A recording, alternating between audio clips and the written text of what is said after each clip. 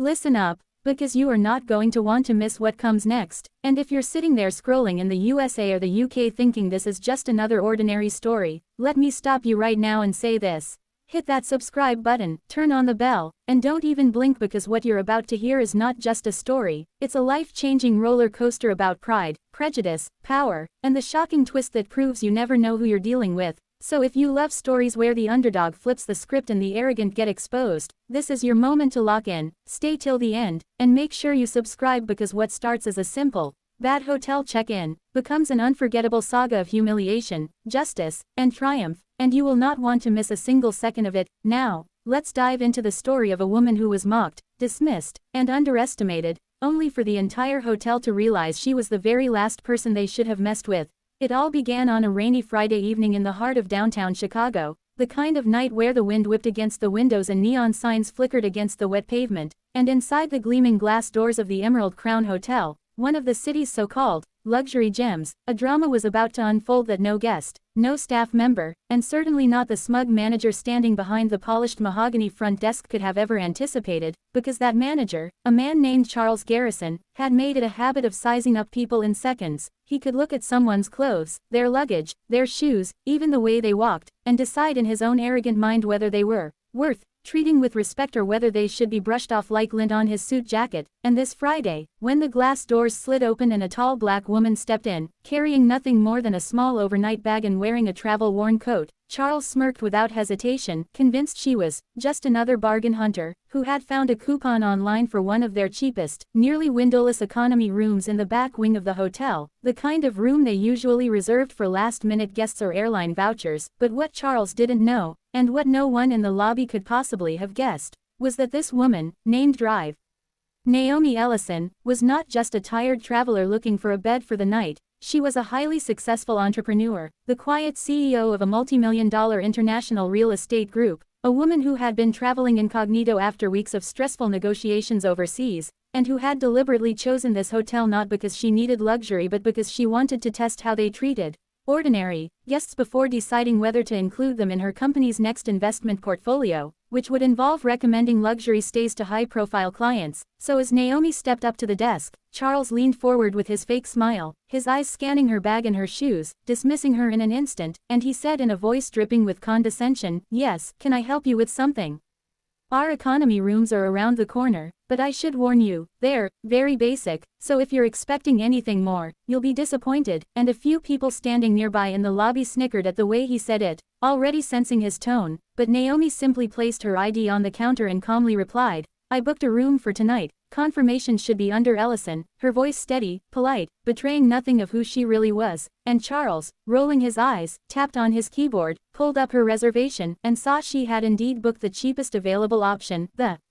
so-called worst room in the hotel, a cramped, windowless space tucked near the laundry chute that most guests hated, and he chuckled under his breath, thinking she'd probably complain later. But instead of offering her any upgrade or even a smile, he slid the keycard across the counter with a mocking flourish and said loudly enough for everyone to hear, "Well, Miss Ellison, you get what you pay for, and in this case, you've paid for the worst room we've got, so enjoy." And the way he emphasized worst made the group of business travelers in line behind her snort with laughter, as though her mere presence was some kind of joke. But Naomi didn't flinch, she didn't scowl, she didn't even roll her eyes. She just picked up the card, thanked him softly, and walked toward the elevators, leaving Charles and the others to smirk among themselves, certain that she was beneath them, certain that this moment had confirmed their little hierarchy of who deserved respect and who didn't. And yet, as the elevator doors closed, Naomi allowed herself the faintest smile, because she already knew that everything was about to change, and by the end of this stay, those who mocked her would regret every single word.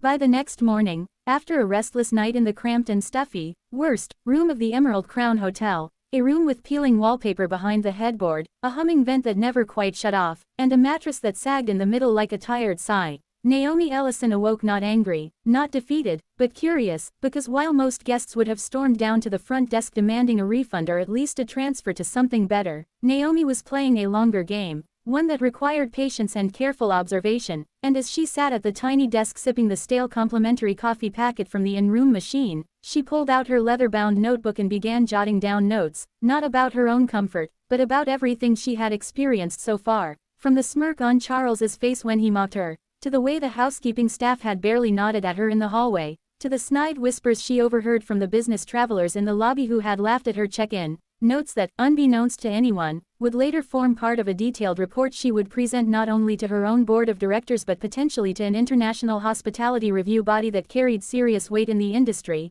And after showering in lukewarm water that sputtered between hot and cold, she dressed in simple jeans and a blouse, tied her hair back, and headed downstairs for breakfast, knowing full well that the breakfast lounge of a luxury hotel often revealed more about the soul of its service than any glossy brochure could. And sure enough, when she walked in, tray in hand, the hostess barely looked up from her phone, waved vaguely toward the economy guest section, a set of cramped tables near the back by the swinging kitchen doors, while the central dining area, spacious, filled with natural light from floor to ceiling windows, was reserved for premium guests, who were served cappuccinos in porcelain cups while economy guests were left to fetch their own burnt coffee from a metal urn that looked as though it had seen decades of use. But Naomi didn't protest, she simply found a chair at the back, calmly buttered her toast, and watched the room, noting every slight, every inequity, every casual cruelty of a staff that believed hierarchy equaled worth. And as she ate, she overheard Charles himself, strutting through the lounge in his crisp suit, loudly greeting the wealthier guests by name, while making snide remarks when he passed her table, saying to a passing waiter, "Make sure the back section doesn't run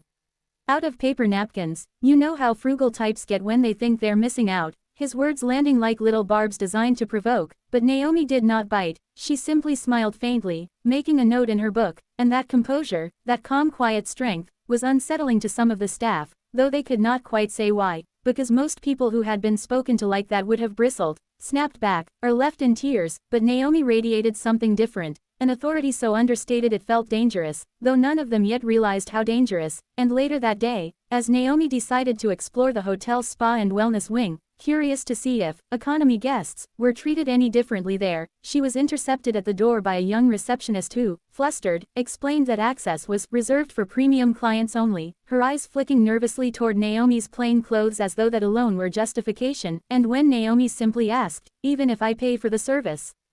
The receptionist faltered, clearly unprepared for the question, before stammering, "I'll need to check with management," and darted away, leaving Naomi standing in full view of wealthier patrons who smirked and whispered, one woman muttering under her breath, "Some people just don't know their place." But before Naomi could respond, Charles appeared again, as though summoned by the very scent of exclusion, and with his trademark sneer he said, "Miss Ellison, perhaps you'd be more comfortable sticking to the amenities included with your package. The vending machines are down the hall." And several guests laughed out loud, emboldened by his cruelty. But Naomi's response was not anger, not even sarcasm. It was a quiet, steady look directly into his eyes, the kind of look that holds longer than most people can bear. And Charles, though smug, felt a flicker of unease, though he quickly brushed it off and ordered the receptionist to escort Naomi away, declaring in a voice loud enough for everyone to hear, "If you pay for the worst room, you don't get the suite, and you certainly don't get the spa." Simple as that. And that phrase, repeated so many times by Charles over the next few days, would come back to haunt him like a curse, because what he did not know was that Naomi was slowly collecting witnesses, experiences, and evidence of every discriminatory, prejudiced, and humiliating act committed in that hotel. And she was not alone in noticing the unfairness, because among the guests there were a few who, unlike the laughing elites, watched with discomfort, including a middle-aged couple from Manchester visiting Chicago for the first time, who whispered to one another, "That poor woman, she's being treated horribly, and for what?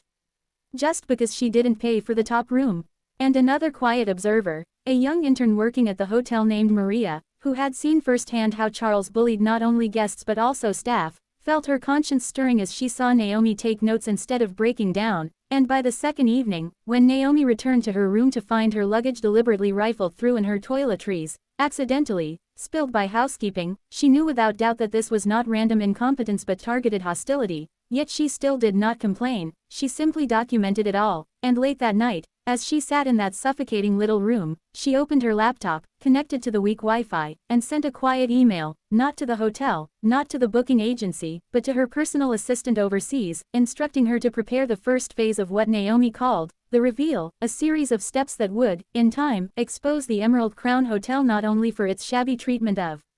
economy guests but for the prejudice and arrogance that rotted it from within. And though she signed the email with her usual discretion, those few lines carried the weight of destiny, because Naomi was done playing small, and the next chapter of her quiet test was about to explode into a public spectacle no one in that hotel could have imagined. By the third day, the Emerald Crown Hotel had become a stage where invisible tensions hung beneath every polished surface, because though Charles still strutted through the lobby with his puffed-up arrogance, mocking Naomi whenever he caught sight of her and repeating his cruel mantra of, "If you pay for the worst room, you don't get the suite," the whispers had started, subtle at first but growing louder with each passing hour, because certain staff members had begun to notice that this quiet black woman, the one Charles insisted on treating like a nuisance, carried herself with a dignity that made his cruelty look small. And some guests, those with sharper eyes, had started to suspect that perhaps she was not who she seemed, that maybe there was something deliberate about the way she never rose to his bait, something calculated about the way she took notes as if documenting every insult. And by that evening, when Naomi walked into the lobby dressed not in her travel-worn jeans but in a sleek navy suit she had packed for emergencies, the entire atmosphere shifted, because for the first time she looked every bit the executive she truly was, her presence commanding attention as she crossed the marble floor and stopped directly at the front desk where Charles was once again bragging to a wealthy guest, and without raising her voice, she said, "Mr.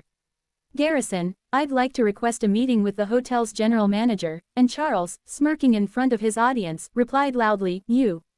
Meeting with the GM? I'm afraid that's not possible. Our GM doesn't have time for economy guests, especially not ones who insist on pushing their luck," which drew a ripple of laughter from the lobby, but then Naomi calmly reached into her bag, pulled out a slim folder, and placed it on the counter, sliding it toward him with the same quiet authority she had carried all along, and said, "Then you'll want to reconsider, because this folder contains a preliminary audit of your staff's performance, guest treatment, and operational standards, compiled over the past 72 hours, and I'm sure your general manager will be interested to know that it is already being reviewed by my associates in New York, London, and Dubai." Her words crisp, deliberate, each city name landing like a hammer, and Charles, suddenly pale, stammered, "What audit? Who do you think you are?" But before Naomi could even answer, Maria, the young intern who had silently admired her, stepped forward from the sidelines and said in a clear voice, "She's Drive." Naomi Ellison, CEO of Ellison Global Properties, and a collective gasp rippled through the lobby, because even those who had never heard the name could feel the weight of it, and within seconds the wealthy business traveler who had mocked Naomi 2 nights before was whispering frantically to his companion, "She's the one. They say she buys entire hotels, flips them into gold mines," and suddenly every smirk vanished, every chuckle curdled into silence, while Charles stood frozen, his arrogance cracking like glass, because in his world of appearances and status, there was no greater nightmare than realizing he had mocked not a powerless woman but the very kind of client who could decide the future of his entire career. And Naomi, sensing the shift, did not gloat, did not sneer, she simply leaned forward and said softly, "You should have known better than to judge a guest by the room they booked." And at that moment the general manager, alerted by whispers and frantic texts, rushed into the lobby, his face a mask of panic as he recognized Naomi immediately, for her reputation in the industry was no secret to him, and he hurried to shake her hand, apologizing profusely, promising that her experience did not reflect the standards of the Emerald Crown, but Naomi raised a hand to stop him and said, "No apologies, not yet. Actions first, starting with Mr. Garrison here," and she turned slightly, her calm eyes on Charles, who by now was sweating through his designer suit, his earlier words echoing in his head like poison, "If you pay for the worst room, you don't get the suite." The irony twisted like a knife as Naomi continued, "You mocked me in front of other guests, denied me access to amenities I offered to pay for, encouraged staff to humiliate me, and created an environment where discrimination was normalized, and you did this because you assumed a woman like me, dressed plainly, booking your so-called worst room, was beneath your respect. That is not just poor service. That is prejudice. And prejudice has no place in hospitality, or in business," her words ringing out across the marble hall like a gavel in a courtroom, and though Charles tried to sputter an excuse, the GM cut him off sharply, already knowing what this meant for the hotel's reputation, and in a move that shocked the lobby, he turned to Charles and said, "Effective immediately, you are dismissed," stripping him of his badge right there in front of everyone, his fall from arrogance to disgrace complete in a single breath. And while Charles stood stunned, Naomi simply straightened her suit jacket and said, "Now, about that suite," her voice calm but laced with quiet triumph, and in the stunned silence, the GM all but begged her to accept the hotel's grandest suite, the penthouse normally reserved for dignitaries, as a gesture of apology, but Naomi paused, letting the weight of the moment hang, before finally nodding and saying, "Very well, but understand this, the suite is not the point.